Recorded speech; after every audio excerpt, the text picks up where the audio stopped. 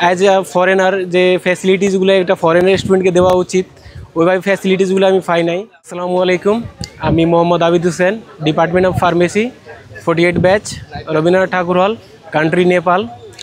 আমি বিগত 6 বছর ধরে জাহাঙ্গীরনগর ইউনিভার্সিটিতে আসি। অ্যাজ এ ফরেনার যে ফ্যাসিলিটিসগুলো একটা ফরেনার স্টুডেন্টকে দেওয়া উচিত, ওইভাবে ফ্যাসিলিটিসগুলো আমি পাই নাই। আমি ছিলাম প্রথমে বঙ্গবন্ধু হলে, তখন দেখি গণরুম ফ্যাসিলিটিস ফেস করা লাগছে, এই কালচারগুলো ফেস করা লাগছে।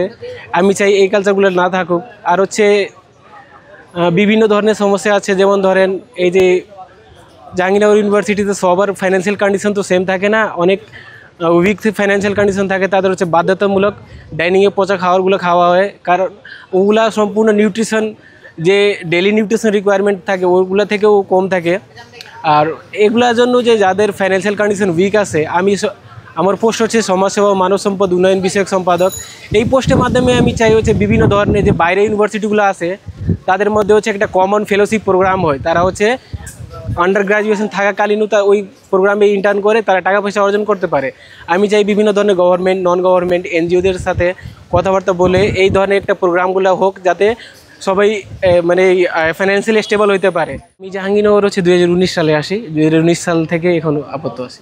মূলত ফোকাস এই যে জাহাঙ্গীরনগরের যে জাকসু মাধ্যমে স্টুডেন্টদের প্রবলেমকে তুলে ধরা আর সলিউশন খোঁজা।